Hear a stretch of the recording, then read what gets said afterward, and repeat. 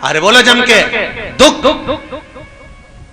सोचा था एक वॉशिंग मशीन लेकर आ जाती हूं, कपड़े जल्दी धुल जाएंगे, सुख मिलेगा, थोड़ी शांति मिलेगी, थोड़ा सा काम निपटेगा। वॉशिंग मशीन लाई, पहले उसमें पानी डाल, पाउडर डाल, कपड़ा डाल, फाटक लगा, 10 मिनट बाद टेटे बोले, दौड़ के आ, उसमें से निकाल, अच्छे पानी में खंगाल, सूखने वाले में डाल, सूखने वाले से निकाल, फिर ले जाके छत पे डाल, बाद में वॉशिंग मशीन रख तो पूरी धो के रख। इससे तो अच्छा था दादा हाथ से पछीट लेती। सरफ भी गया, पानी भी गया, जगह भी गई और पैसा में आग भी लग गई। सुख देखा, क्या मिला? अरे बोलो जम के, दुख।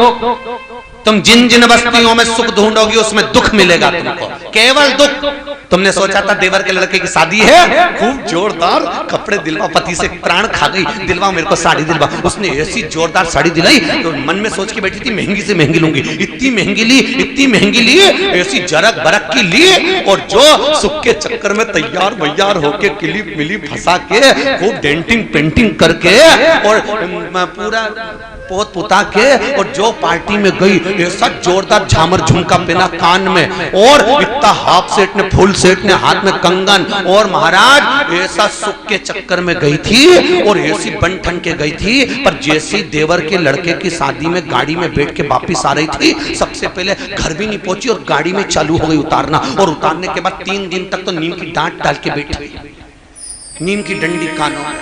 पति बोल रहा कुछ पहन नहीं रही, आग लग गया, बस सुख के चक्कर में दुख मिल गया। सुख के चक्कर कई करे ऐसा। छोटा सा मकान था, सुख था, सोचा थोड़ा बड़ा बना लूं, 2-3 कमरा और ऊपर और ऊपर और ऊपर, और इतने कमरे बना लिए। बस जिस दिन वास्तु पूजन हुई थी मकान की, गृह प्रवेश हुआ था, उस दिन चढ़ी थी जिसकी आज तक नहीं चढ़ी, आज तक नहीं चढ़ी। और एक बार कपड़े लेके ऊपर चढ़ गई बाल्टी लेके, तो फिर तो भगवान जाने की गोदी में नीचे आई कि पूरी चली गई। अच्छा ये कथा तुम सबकी है, तुम्हारे यहाँ भी बिल्डिंग ऊपर होगी, ईमानदारी से बोलना। 3 मंजिल ऊपर छत पर कपड़े डालने कौन कौन जाता है? कोई नहीं जाता। एक बार चले गए बड़ी मुश्किल से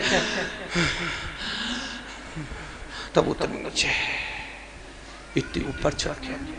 सुख के चक्कर में मकान बनाया था, उल्टा। कहां कहां सुख ढूंढोगे? हर चीज में दुख है, हर चीज। इसलिए निवेदन है, मिलता है सच्चा सुख केवल, बोलो जम के, भगवान तुम्हारे चरणों सुख।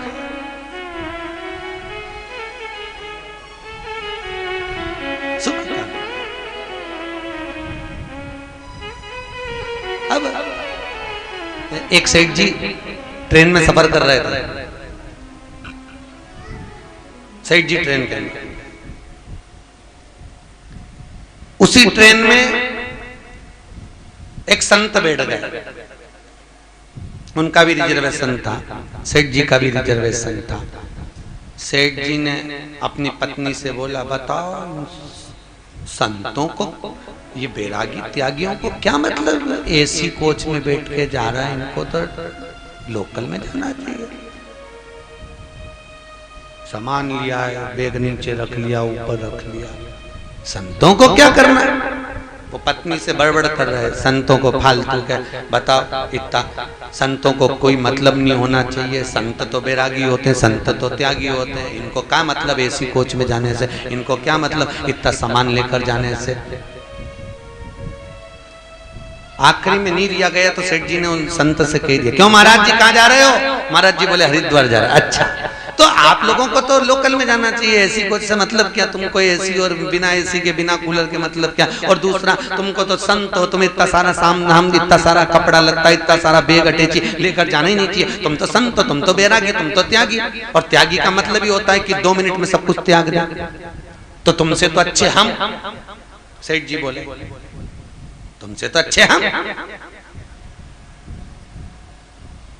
फिर संत में और तुम में अंतर क्या हो गया, हम में अंतर क्या हो गया? संत बोले अंतर बताएंगे कि तुम में और हम में अंतर क्या है, बताएंगे। तुम में और हम में अंतर क्या है बताएंगे। चले आगे पहुंचे, ट्रेन और पहुंची, एक स्टेशन पे जाके रुकी, सेठ जी पानी पीने नीचे उतरे, बोतल लेने, संत भी उतर गए। संत उतरे, इतने में ट्रेन ने आवाज लगाई, संत ने सेठ जी का हाथ पकड़ लिया। ट्रेन चलने, अरे छोड़ो, नहीं छोड़ो, ट्रेन चल दी है, नहीं। ट्रेन चल निकल गई। सेठ जी रोने लगे, मेरी पत्नी बैठी थी, मेरा सामान रखा था। संत बोले बस सेठ जी, तुम में और मुझ में यही अंतर है, हम 1 मिनट में सब त्याग सकते हैं और तुम्हें त्यागने में समय लग सकता है। तुम में और मुझ में अंतर केवल इतना है, संत बैरागी त्यागी महात्मा जोगी सन्यासी तपस्वी एक क्षण में सब छोड़कर जा सकते हैं, वो संत है। और एक गृहस्थी जिसको छोड़ने में थोड़ा समय लगता है। और याद रखो, अपन सब संत नहीं, अपन गृहस्थी हैं, थोड़ा समय लगता है छोड़ने में।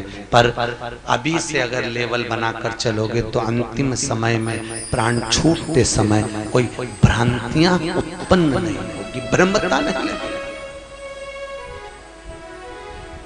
ब्रह्मता नहीं। महाराज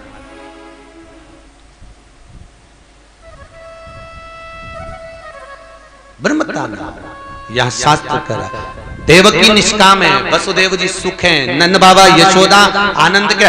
लोग कहते हैं नंद घर, जम के बोलो नंद घर, आनंद भयो। कितने घर?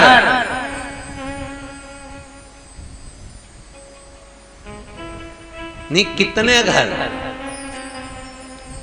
घर कितने? 5 घर का प्रमाण श्रीमद् भागवत दे रही है। कितने घर? 5। इन 5 घर में आप अपना घर ढूंढना, ठीक है? अरे बोलो तो ढूंढ लोगे? ढूंढिए। पहला घर कसाई घर। कौन सा घर? कसाई, जहां पर भाई भाई को काटने दौड़ रहा है, देवरानी जेठानी की बात को काटे, जेठानी देवरानी की बात को काटे, एक दूसरे के संबंध को काटा जाए, एक दूसरे के व्यापार को काटा जाए, एक दूसरे के व्यवहार को काटा जाए, वो घर बोलो जम के कसाई घर है। दूसरे नंबर का घर विद्या घर। कौन सा घर? विद्या घर, जहां पर सुबह से उठकर बच्चे बूढ़े बड़े सब कुछ ना कुछ अध्ययन करते हो, भगवान का भजन करते हो, पाठ पूजन करते हो, वो घर कौन सा है?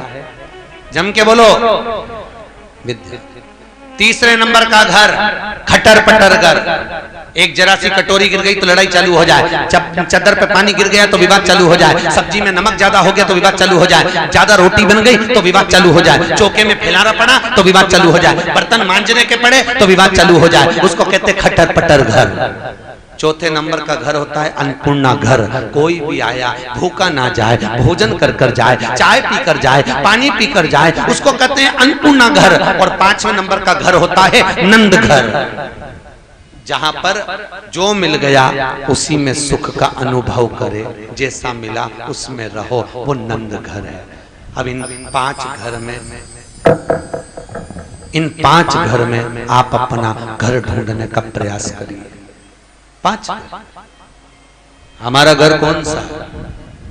हम किस घर में रह रहे हैं? यहां पर इसलिए लोगों ने आवाज लगाई नंद घर।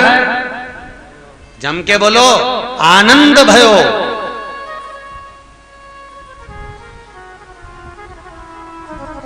पांचवें नंबर का जिसका घर होता है उसके घर में किसी चीज की बांधा नहीं आती, उसमें आनंद होता है। खाटू श्याम जी में आपको चोर की गणना बताई थी, चोर कितने होते हैं बताया था कि नहीं बताया था? एक चोर, वो चोर बताए थे उसमें कि अलग अलग चोरों की गणना बताई थी, चोर कितने प्रकार के होते हैं। आप में से तो कोई चोर नहीं है? अरे बोलो तो सही, जम के बोलो, चोर तो नहीं हो? पक्का? अरे बोलो तो, है ना? चोर दुनिया में जन्म लेने वाला व्यक्ति कितनी भी छाती ठोक के कह दे कि मैं नहीं हूं, फिर भी वो चोट्टा है।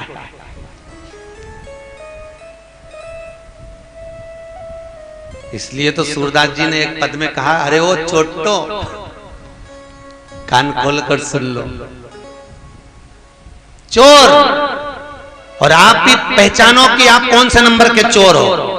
4 चोरों का व्याख्यान वर्णन करा। पहला चोर जो भगवान को बिना दिए खुद खा जाए, वो चोर है। कोई फल आया, नया जामुन आई, आम आया, केला आया, नया फल था, और तुमने ठेले पर से उठाकर लेकर जा रहे थे 1 किलो, पहले चख लिया तो चोटे कहलाओगे, भगवान को दिए बिना पहले खा गए। दूसरे नंबर का चोर किसी की वस्तु को बिना पूछे उठा लेना चोरी है। तीसरे नंबर का चोर किसी के सूने घर में ताला तोड़कर घुस जाना चोरी है। और चौथे नंबर का चोर बाजार गया था, तिल्ली का लड्डू, आइसक्रीम या कोई भी सामग्री अपनी पत्नी के लिए चुपचाप से जेब में रख के लाया और पत्नी के कमरे में बैठ के दोनों मिलके खा गए और घर में बूढ़े माँ बाप को नहीं दिया, चोटे हो तो भी चोर। 5 रुपए की अगर तू आइसक्रीम लाया था, 10 रुपए के लिए के आ रहे था, तो 5 रुपए की तेरी माँ के लिए लाता, तेरे पिता के लिए लाता, चोर नहीं कहलाता। पर पत्नी के साथ अकेले कमरे में बैठकर, माँ अपने कमरे में, बूढ़ी माँ अपने कमरे में, बाप अपने कमरे में, और तुम भाई को मत दो, बंधु को मत दो, सखा को मत दो, चलेगा, पर बूढ़े माँ बाप को तो दो। जो अपने माता पिता को भी दिए बिना अकेले खा गया पत्नी के साथ बैठकर, वो चोट्टा कहलाता। और उसमें शायद आपकी भी गिनती हो सकती है, उम्मीद नहीं। इसलिए सावधान चोट्टों, सावधान। वस्तु का भोग कर लेना सहज है।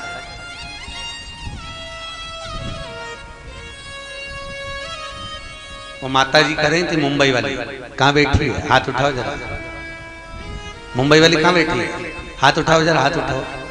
हाँ, ये कह रही थी गुरुजी एक बार सारी पुराण तो सुने सुने, पर एक बार गरुड़ पुराण भी अच्छे से सुनाई दो, तुम तो दम किया।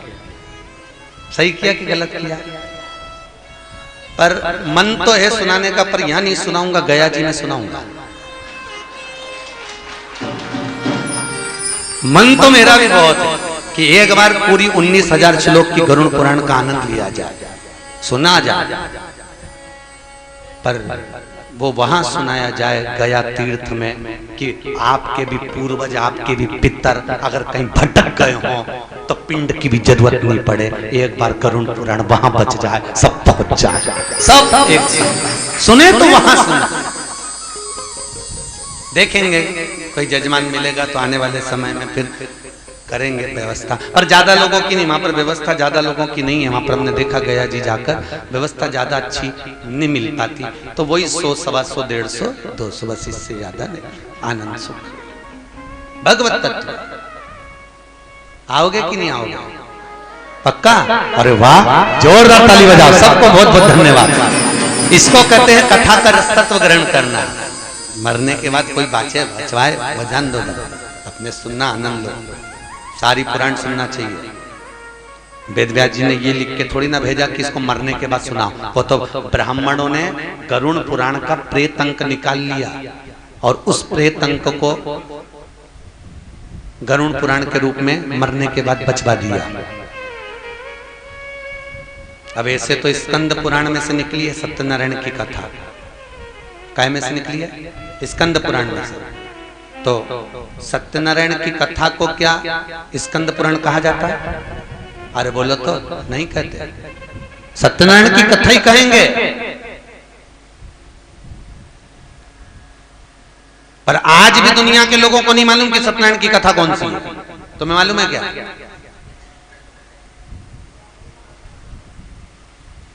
अरे बोलो तो सही, मालूम हो तो बताओ। सत्यनारायण जी की कथा क्योंकि पूरी कथा को पढ़कर देखो, उसमें लिखा मिलेगा। नारद जी आए मृत्यु लोक में, आकर उन्होंने ब्राह्मण को देखा, कथा का विधान बताया, फिर नारद जी चले गए, ब्राह्मण ने करी, उनको करते देखा,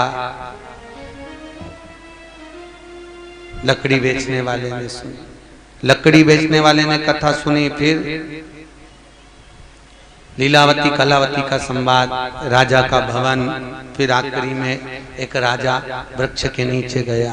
तो पूरी कथा को उठाकर देखो तो इसमें ये जरूर लिखा है कि इन्होंने कथा सुनी, इन्होंने कथा सुनी, इन्होंने कथा कराई, इन्होंने कथा सुनी, पर वो कथा थी कौन सी जो सत्यनारायण जी की थी? ये तो अपन भी कहते हैं कि लीलाबाई ने सुनी, ने कलाबाई, पर कथा थी कौन सी? वो कथा का क्रम क्या है? वो कथा थी कौन सी जिसको सुनी थी ब्राह्मण ने देवऋषि नारद के मुख से? वो कथा कौन सी थी जो लकड़ी बेचने वाले ने सुनी थी ब्राह्मण के घर में? वो कथा थी। तो स्कंद पुराण में से निकाली गई सत्यनारायण की कथा, तो सत्यनारायण की कथा को हम स्कंद पुराण नहीं कह सकते, कर्मशाला निकाला गया। भगवत तत्व को धारण करना, सुख का अनुभव करना, एक तो चोरों की गिनती में ऐसे कई चोर हैं साहब जिन्होंने जीवन में बहुत चोरी करी है और भूल गए, बस वो कह सकते हैं कि हम ठीक है। कोई नहीं कह सकता कि हमने किसी से कुछ नहीं मांगा। यहां तो शास्त्र कहता है दाता एक राम, भिखारी सारी।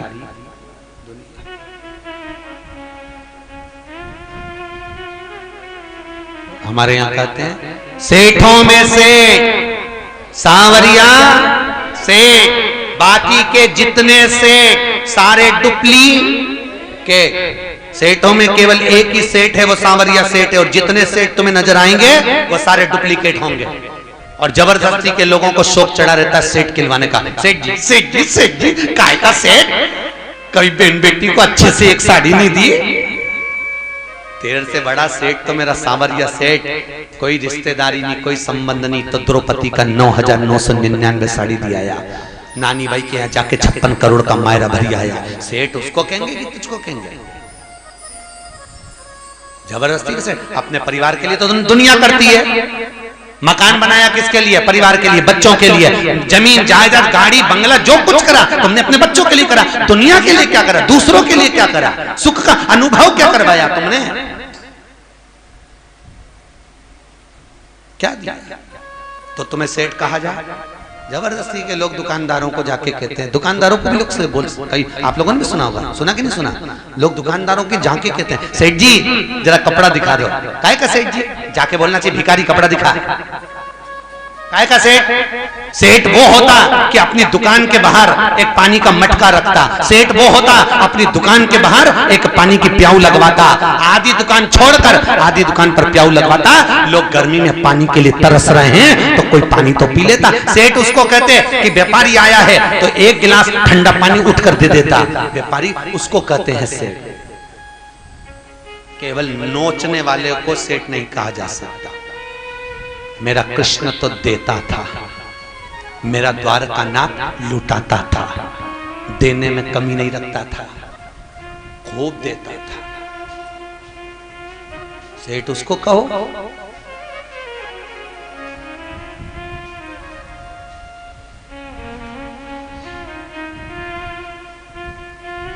सेठ वो बाकी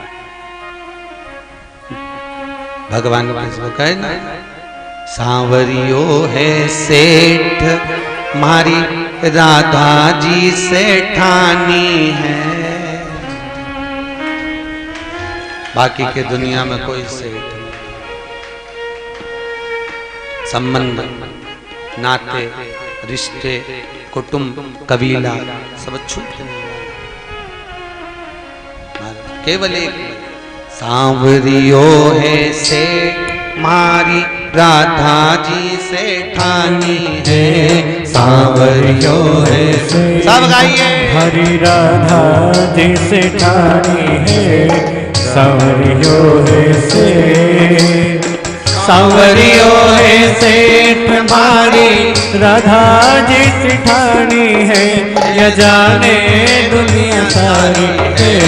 सांवरियो है से, सांवरियो है सेठ मारी, राधा जी से ठानी है, सांवरियो है से। ताली से भरे तो भाव जय हो।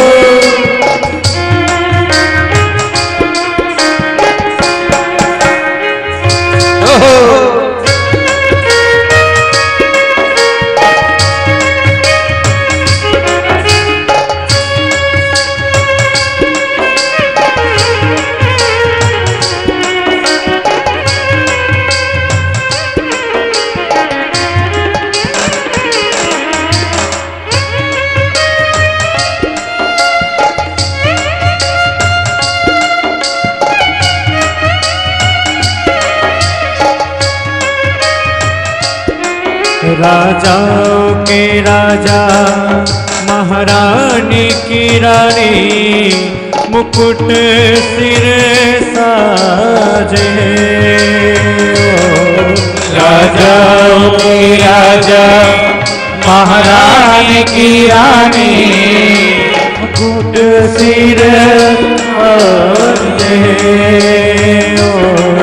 जोड़ी बनी प्यारी, दरबार है प्यारा, राधा संगे राजे।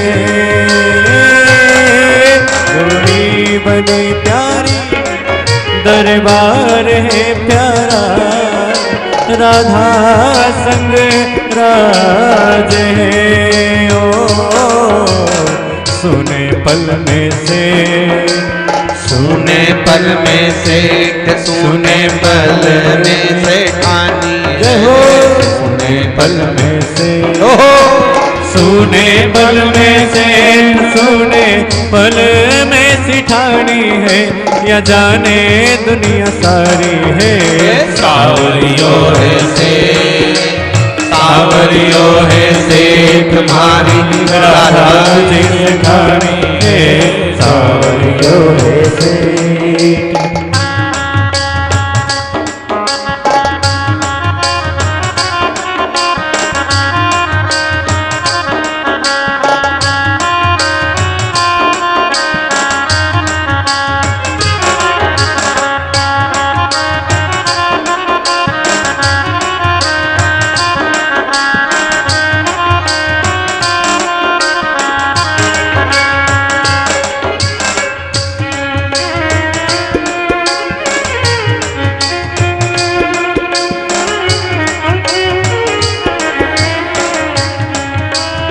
ठानी है, सांवरियो है से।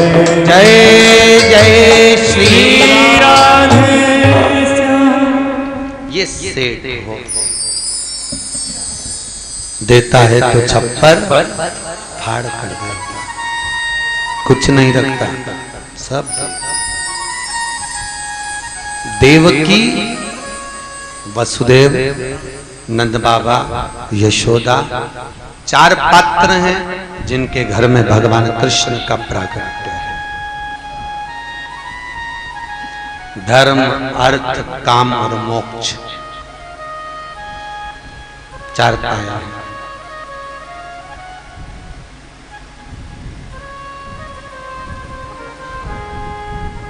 व्यासपीठ के जैसे चार पाए हैं, भगवान कृष्ण के प्रागट्य के चार पात्र हैं। धर्म, अर्थ, काम और मोक्ष के इन पायों पर भागवत रखी है। देवकी, वसुदेव, नंद बाबा, यशोदा की गोद में कृष्ण रखे। कृष्ण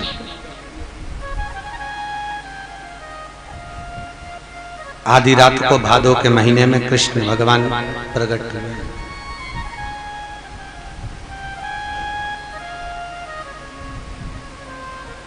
यशोदा जी के पुण्य प्रबल थे, इसलिए भगवान कृष्ण का अवतरण हो गया, प्रकट हो गया, और वो कंस पैदा हुआ। अच्छा, दोनों में कितना अंतर है? राशि एक ही है, कंस कृष्ण,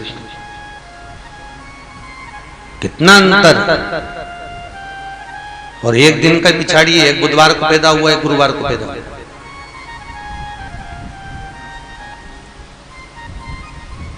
पर कारण यशोदा का, मां जगतजननी देवकी का, इन दोनों के पुण्य बड़े प्रबल थे महाराज, कुछ इसलिए भगवान प्रकट हुए।